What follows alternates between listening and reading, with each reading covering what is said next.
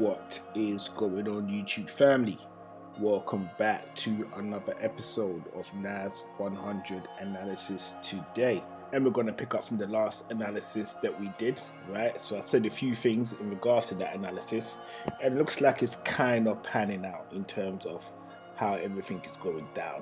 So basically I'm just going to talk about that and what I think could happen in terms of key things that I will be looking out for in regards to the moves I plan to make this week. Okay, now if you're new to this channel, this is your very first time stumbling across this channel, right? Welcome to Pips and Points. I believe the content I'm about to share with you, you are going to find very useful. Okay, I hope you're going to find it very useful. It's my intention that you find it useful. So what I would want you to do is hit the subscribe button, turn on the notification, and drop us a like, okay?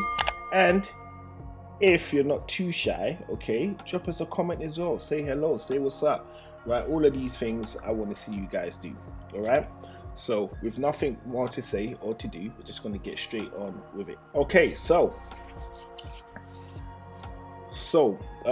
what we was talking about during the last video that I did, okay, was I talked about the possibility of this whole area being a range and it could go on for a couple of days, right? It could actually happen, but at the same time we could have a break, right?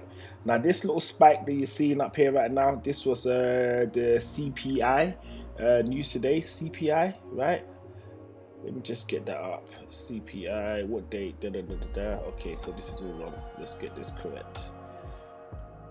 Commence the 12th, start from here. Okay, so that was the CPI, right? And the CPI came in what was expected, and what I expected the CPI to do, it did. Okay, so a lot of the times when the news are coming out and then we get the data that encourages a certain particular type of move, the opposite happens, and it's been happening for a little while. It wasn't making any sense, so I'm kind of glad that the data they released in regards to the CPI corresponded with how markets was supposed to move, right? So I'm happy that all of this happened. So let me just zoom in real close. I'm happy that all of this moved in, right? So we had this little move because that was a definite what's the word I'm looking for? That was a definite response to the CPI news. Normally you get the CPI news saying something like that, okay, and then what the market would do is it would then fly down, which will contradict the CPI report, and we'll just be sitting there like, what's going on? You know what I mean? But I'm glad that obviously, like, it looks like someone is definitely doing what they're supposed to do in regards to making sure markets move in the way that they're supposed to move, for those of us that know what we're doing in the markets, right? So CPI shot up, boom, okay, went back into this zone right here, okay, and a nice little entry point, if you wanted to take it, would have been right here. All right, would have been right here when it shot all the way up. If you was patient enough to wait, you could have got it right here, which would mean you're sitting in all of this right now. You'll be sitting in all of that, which is fantastic. But at the same time, where this is at, okay, this particular level right here, it also corresponds with this support level over here. So what we need to kind of figure out is it going to bounce off this support level and push back up again, or is it going to break through? Is it going to break through? Now, if you look at this on a larger time scale, on a much larger time scale, let's say a day, right? Okay, if you look at it like this, what we can see is that we have a massive build up in this area right here. Okay, now the position that the current candles are in, if you look at it in regards to a day, right? So I'm just going to highlight this area for you. So if you look at how it looks, which is kind of like this is how it looks at the top right now, right?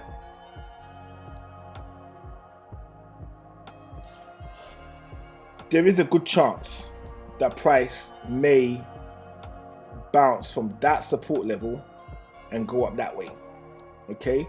That possibility is there. You cannot pull it out of your mind. It is definitely there, and the reason why I don't want you to pull it out of your mind is because in a way you're kind of wanting the market to do what you want it to do, supposing to following what the market is actually doing. So me personally, looking at this particular structure over here in regards to the descending flag, that is this red trend line over here, this red trend line over here also, this little area, a descending flag, I would expect price to push up. That is what I would expect price to do, okay? But however, I have learned the hard way that don't put your feelings in regards to what you think you want the market to do. So I would want the market to go up, but chances are would the market go up? I don't know. So all I can do is work with what I have and make decisions based on that. And a typical example of this move, okay, a move like this going in a way that you don't want it to go, which is coming down, supposing to going up, would be this area right here. So if you look at this area, we just draw a little trend in this area right here.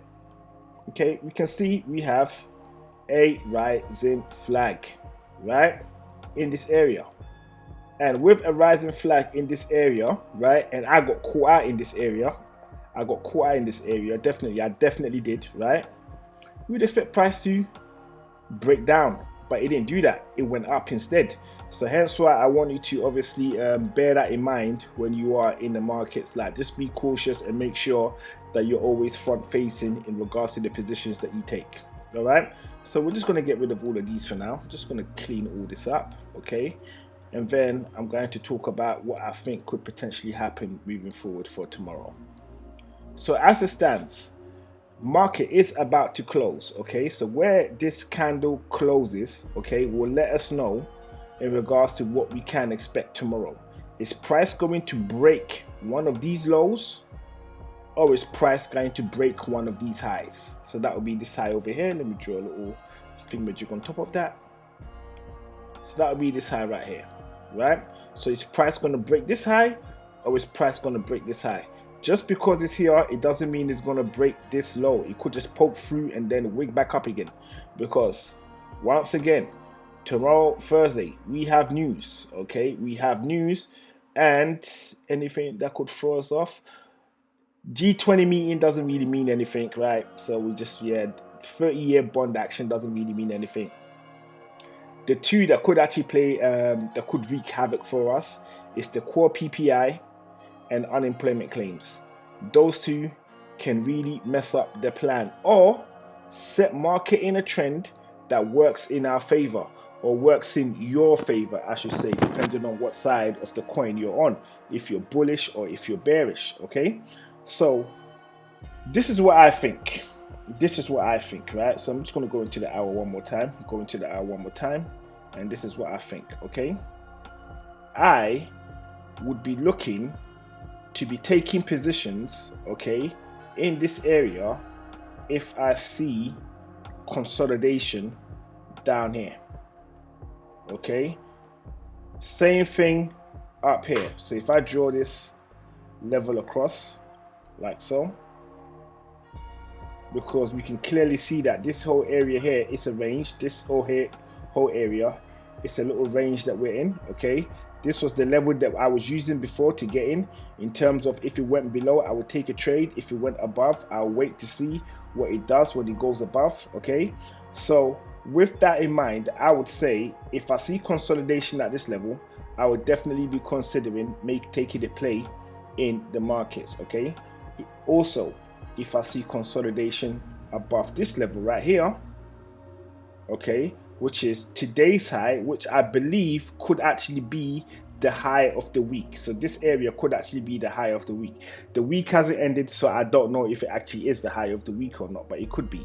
But if it turns out that it is the high of the week, actually take that back. If it breaks above and pushes here, then obviously the high of the week hasn't been set, right? It's still expanding. So, but a break above this level, I'll be confident in saying, you know what?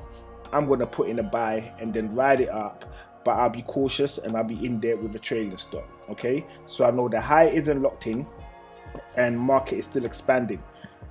This level over here, I think the low is locked in, right? I actually think the low is locked in, right? The lowest point of this week so far is this right here, right? Now, it might not be locked in. It could still be expanding. And if it is expanding, I would want to see consolidation below this level right here before I consider jumping in, okay? Because the last thing I want is a fake out. And the last thing I want up here also is a fake out. So with all of that covered, my awesome people, okay, make sure you hit the subscribe button if you find the content useful.